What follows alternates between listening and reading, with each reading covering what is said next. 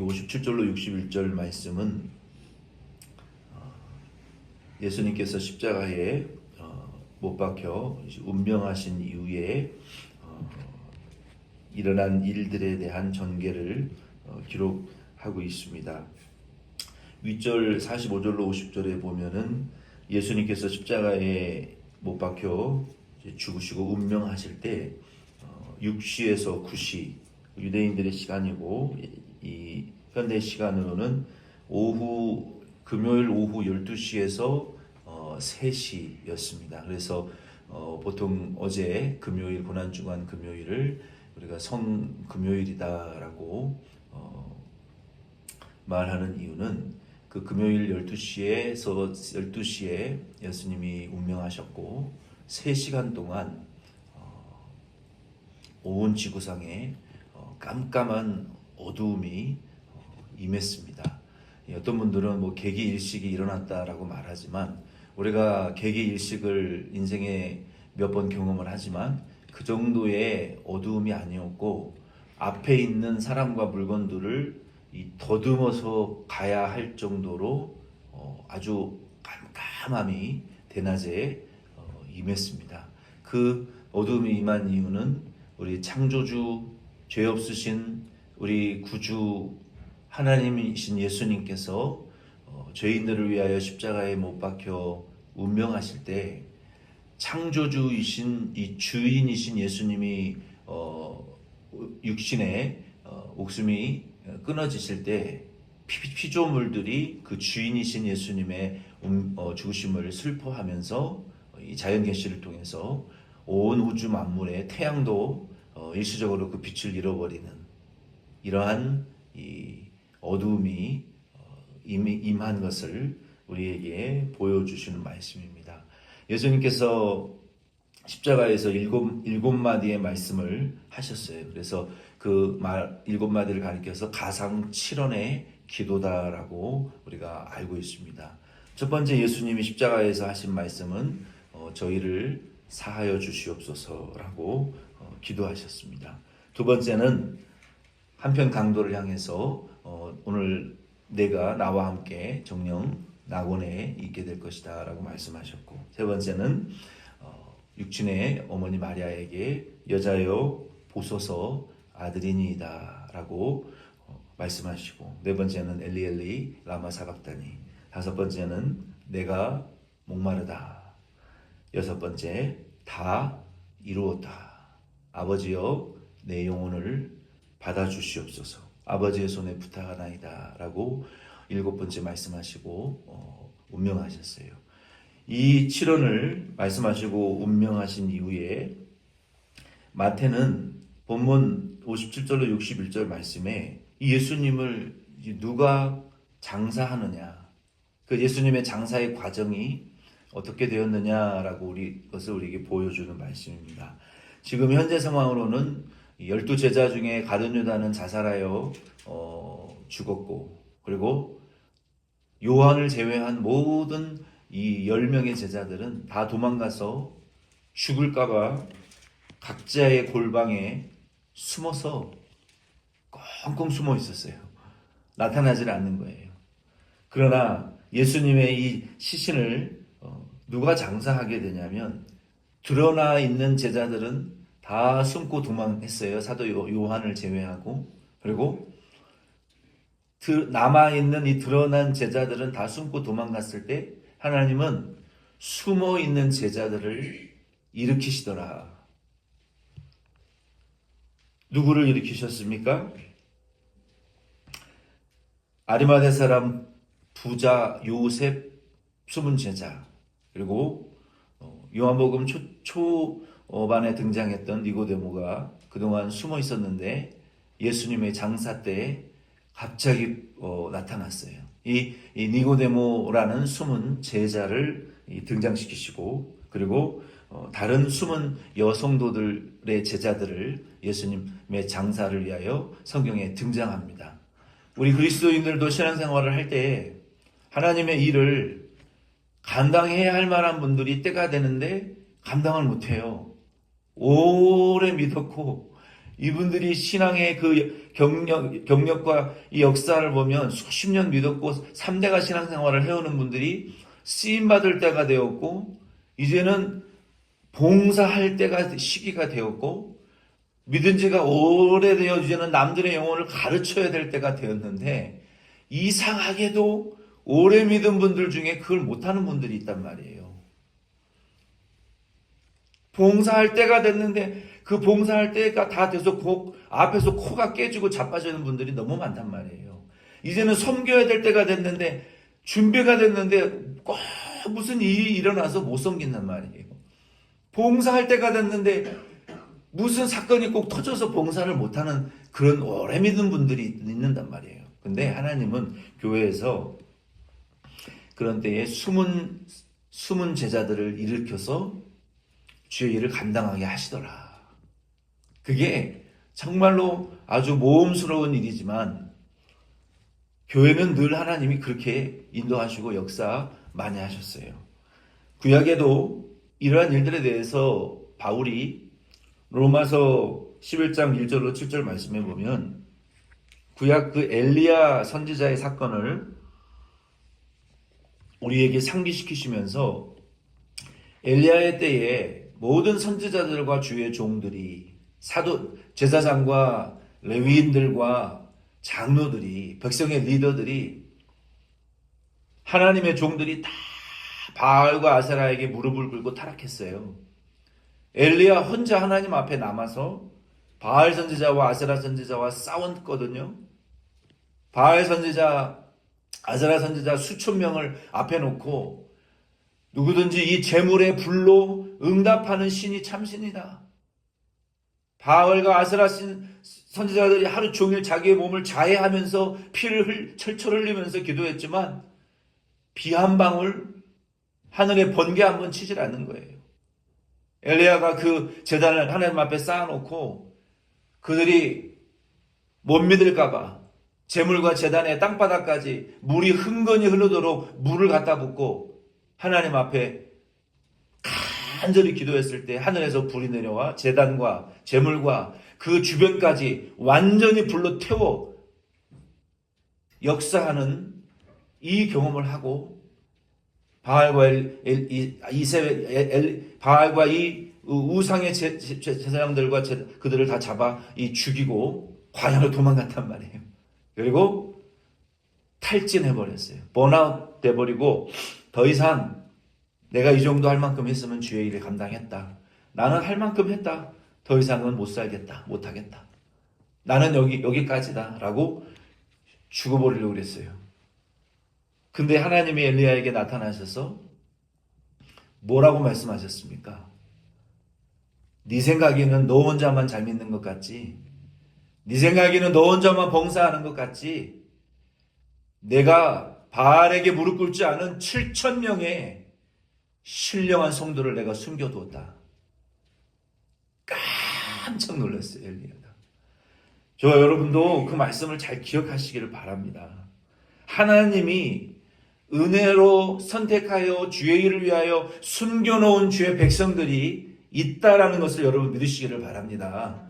우리 교회도 하나님이 브리스길라와 아굴라와 같은 교인들이 되게 해주시고 숨겨놓은 당신의 제자들을 보내달라고 기도하는 근거도 바로 거기에 있는 거예요.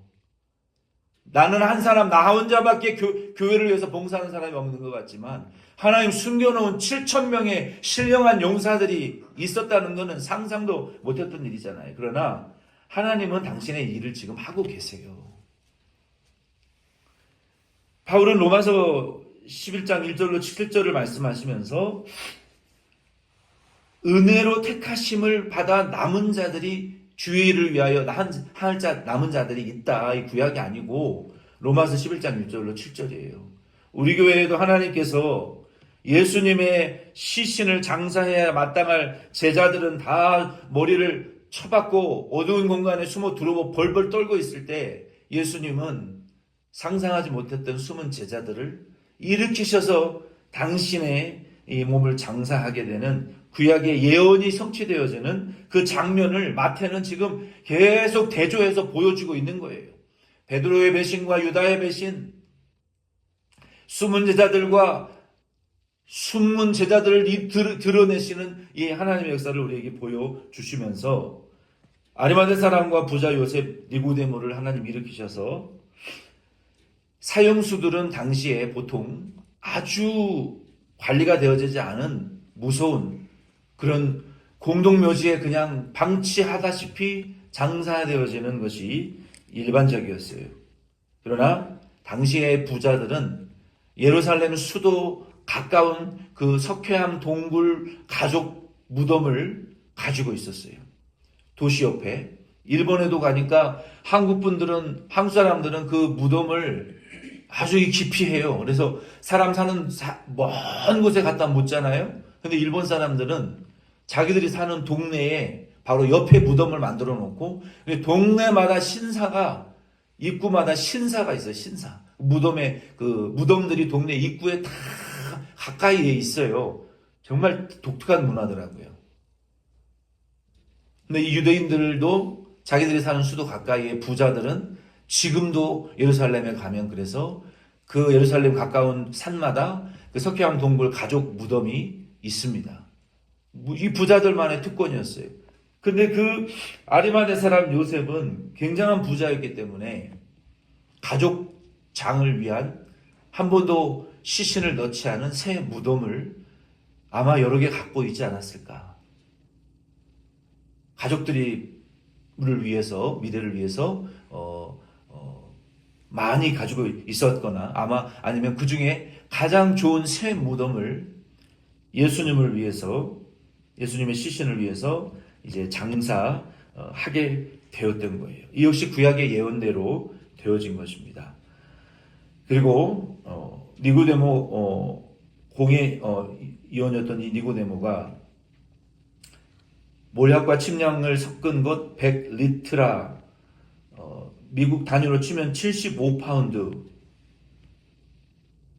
한국 단위로 치면은 34kg. 그러니까 액체 그 몰약과 침량, 아주 그 몸의 부패를 방지하는 그 아주 좋은 부패 방지제를 향유로 이 몰약과 침량으로 섞어서 만들어 놓은 34kg이면은 어느 정도이겠습니까? 75파운드이면은 우리가 보통 이 코스코에서 사는 그 카를로스 50파운드 쌀 한 푸대 반 정도 되는 굉장히 많은 양이죠. 예수님의 시신을 다 닦아드리고 그리고 발라서 부패하지 않도록 하기 위한 굉장히 많은 양의 아주 큰 그 돈이 비싼 값어치가 있는 그 몰약을 니고데모는 가져오고 요한은 이 무덤을 예비하여서 예수님의 그 시신을, 그 무덤의 입구는 좀 조그만 구멍이 있고 안에는 여러 시신을 안치할 수 있는 이 장소가 있었어요. 그리고 이 동그랗고 큰 그 돌로 무덤 입구를 이렇게 막대기를 끼워가지고 사람들 여럿이, 동물 여럿이 이거를 잡아 당겨야 수백 킬로에서 아주 수톤에 이르는 그 큰 동그란 그 돌을 입구에 막아놓고, 그리고 혼자 힘으로는 도저히 열 수 없는 그 돌무덤을 예수님을 안치하고 무덤의 입구를 막아놓았습니다. 62절로 66절 말씀 같이 읽겠습니다. 그 이튿날은 준비일 다음 날이라 대제사장들과 바리새인들이 함께 빌라도에게 모여 이르되, 주여, 저 속이던 자가 살아있을 때에 말하되 내가 사흘 후에 다시 살아나리라 한 것을 우리가 기억하노니, 그러므로 명령하여 그 무덤을 사흘까지 굳게 지키게 하소서. 그의 제자들이 와서 시체를 도둑질하여 가고 백성에게 말하되 그가 죽은 자 가운데서 살아났다 하면 후에 속임이 전보다 더 클까 하나이다 하니, 빌라도가 이르되 너희에게 경비병이 있으니 가서 힘대로 굳게 지키라 하거늘, 그들이 경비병과 함께 가서 돌을 임봉하고 무덤을 굳게 지키니라. 아멘. 이 예수님의 무덤을 그 큰 돌로 입구를 막았어요. 그리고 임봉했고 빌라도의 허락을 받고 바리새인과 제사장과 장로들이 자신들의 경비병을 세워서 무덤을 아주 굳게 지키게 했습니다. 이 모습을 보면은 오늘날 세상과 똑같아요. 이 대제사장들과 바리새인들은 서로 이 라이벌 관계였어요. 라이벌. 왜냐하면 유대 종교의 리더들이고 유대 나라의 그 대표 리더들은 대제사장들이었단 말이에요. 식민 통치를 받는 이 로마의 총독인 빌라도와 원수일 수밖에 없어요. 마치 일제 강점기의 한국의 그 리더들과 또 일제 그 리더들이 서로 라이벌이었던 것처럼. 그런데 예수를 죽이는 일에 있어서 헤롯과 종교 지도자들이 하나가 되었고 로마의 통치자들도 하나가 되었어요. 오늘날도 예수 죽이고 교회 죽이는 일에 있어서는 세상 사람들이 자기들끼리 서로 하나예요. 하나. 왜? 그들의 아비는 마귀이고 우리의 아버지는 하나님 아버지이기 때문에 그래요. 이들은 연합하여 복음을 전파되지 못하게 박해했습니다. 그리고 그들은 예수님이 사흘 후에 다시 살아나리라 라는 예고에 대한 큰 두려움을 가지고 있었어요. 예수님께서 다시 살아날 것에 대한 언급을 많이 가르쳤기 때문에 가룟 유다도 이 일에 대해서 바리새인과 제사장들과 서기관들에게 예수님이 살아계실 때 죽은 이후에 3일 후에 다시 부활할 것이라고 가르치셨다. 이 이야기를 많이 들었을 것이기 때문에 그들은 예수님의 부활을 믿은 것이 아니라 만약에 예수님을 안치한 그 무덤의 문을 열고 제자들이 예수님의 시체를 도둑질해 간 이후에 예수님의 말씀대로 진짜 부활했다라고 하면 더 많은 사람들이 예수를 따르게 될 것이기 때문에 빌라도에게 가서 무덤을 지킬 권세를 달라. 그리고 대제사장들이 자기들의 경비병을 가지고 무덤을 지켰는데 제가 대제사장이었으면 경비병들을 몇 명이나 세웠을까요? 수백 명은 저는 세웠을 것 같아요. 예수님을 따르는 자들이 많았잖아요. 그들의 보기에는 이 사기 집단과 같은 이 사람들이 단체로 몰려와서 무덤문을 열고 훔쳐갈 수 있기 때문에 그들은 모든 군사력을 다 동원해서 무덤 입구와 주변을 철저하게 경계하고 지켰을 것 같아요. 근데 이것이 예수님의 부활을 막지는 못했다. 그리고 예수님의 부활의 가장 확실한 증거 중에 물증 중에 한 가지는 그들이 이 수백 명의 혹은 수십 명의 이 무장한 군인들이 지키고 있었음에도 불구하고 예수님은 부활하셔서 무덤을 나가셨다는 거예요. 현대인들도 이 기독교는 인간이 꾸며낸 종교이고 성경은 인간이 꾸며낸 만들어진 이야기이다라고 말하고 있어요. 특히 MZ세대들은 그 강도가 더합니다. 사람들이 지식이 더하면 더할수록 성경과 하나님에 대한 믿음이 약해져요.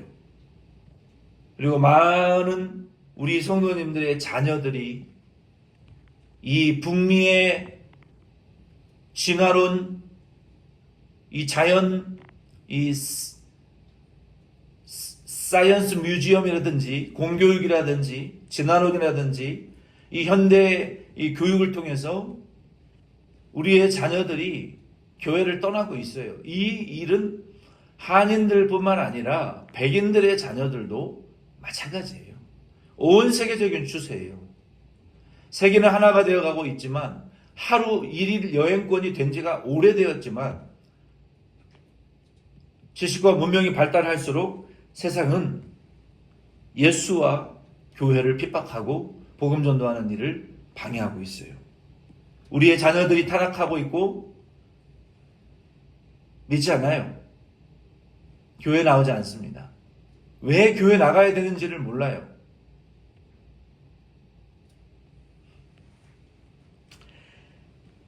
그러나 성경은 만들어진 것이 아니고 꾸며낸 것도 아닙니다.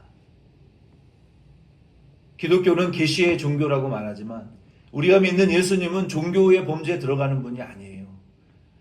모든 종교는 땅으로부터 올라온 것이지만 우리가 믿는 하나님은 하나님의 나라로부터 당신의 아들을 우리에게 내려 보내주셔서 창조주가 피조물이 되어 피조물의 죄 때문에 죽으셨다가 부활하시고 그들에게 구원을 주셔서 창조주의 권세를 나누어 주시면서 창조주의 나라를 누리게 하시면서 당신의 창조주의 나라로 죄인들을 구원하여 데려가겠다고 한 신화와 종교는 이 땅에 존재하지가 않아요. 어떤 경전에도. 왜? 하나님만이 우리에게 계시하실 수 있는 분이기 때문에 그래요. 그리고 세상 사람들이 어떠하든지 간에 저와 여러분들은 요한계시록 22장 11절로 14절 말씀을 이 고난주간 마지막 날 부활주의를 하루 앞둔 저와 여러분들은 기억하시기를 바랍니다. 예수님 사도 요한에게 분명히 계시하셨어요. 불의를 행하는 자는 그대로 불의를 행하고 더러운 자는 그대로 더럽고 의로운 자는 그대로 의를 행하고 거룩한 자는 그대로 거룩하게 하라. 그러니까 우리가 불의를 행하고 더러운 자들 변화시키려고 우리가 발버둥 쳐도 되지 않는 거예요. 더러운 자는 계속 더러운 데의 길로 나아가게 될 것이고요. 이 세상이 불의한 자는 더 불의한 세계로 나아가게 될 거예요. 이 세상을 혁명적으로 기도로 변화시킨다? 아니요. 그럴 수 없어요. 왜? 예수님 예언하셨잖아요. 불의한 자는 더 불의한 자가 될 것이고 불의한 세상은 더 불의하고 악한 세상이 될 거예요. 그거 바꿔놓으려고 하지 말고 예수님 우리에게 뭘 요구하시는 거예요? 너희들이 의로운 자라면 너 자신의 믿음을 지켜서 더 의로운 단계에 나아가기를 힘쓰고 너 자신이 거룩한 자라면 너 자신을 거룩한 자로 만들어 나가는 데 힘써라. 세계를 뒤집어 놓으려고 하지 말아라. 안 된다. 중요한 것은 내 자신이 오늘보다 내일이 거룩하고 의로운 자로 예수의 형상을 닮아가는 것이 최고의 믿음이고 우리 신앙의 목적이라는 거예요. 아멘이십니까? 그 일에 힘을 쓰라는 거예요. 그 일에. 세계 선결은 주님께 맡겨놓고 나 자신의 믿음을 거룩하고 의롭게 매일 변화시켜 나가면 혹시 알아요? 예수님이 우리와 우리 교회를 통해서 당신이 하시는 일을 한 달나트라도 맡겨주실지 한 몫이라도 줄로 재워주셔서 요 구역은 네가 선교해라 우리에게 맡겨주실지 그 일은 당신에게 맡겨놓고 자기 자신을 의롭고 거룩하게 만들어 나가는 일에 힘을 쓰라는 거예요. 그러면 보라 내가 속히 오리니 내가 줄 상이 내게 있어 각 사람에게 그가 행한 대로 갚아주리라. 나는 알파 오메가여 처음과 마지막이요 시작과 마침이라. 자기 두루마리를 빠는 자들은 복이 있으니 그들이 생명나무에 나아가며 문들을 통하여 성에 들어갈 권세를 받으려 함이로다.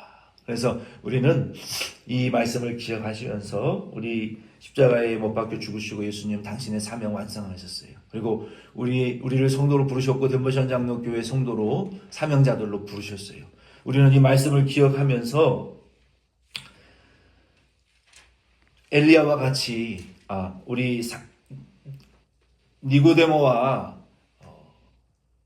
아리마대 사람 요셉과 같이 우리들도 주님이 우리에게 주신 교회의 사명 잘 감당하는 거, 우리 자신의 두루마기를 우리가 빨고 하나님의 나라에 들어가서 권세를 얻고 우리에게 주신 그 사명 감당하는 것이 선교요, 순교요, 우리의 최후의 본분이라는 것을 저와 여러분들은 기억하시면서 2025년 우리 고난주간 특별새벽기도회를 마치겠습니다.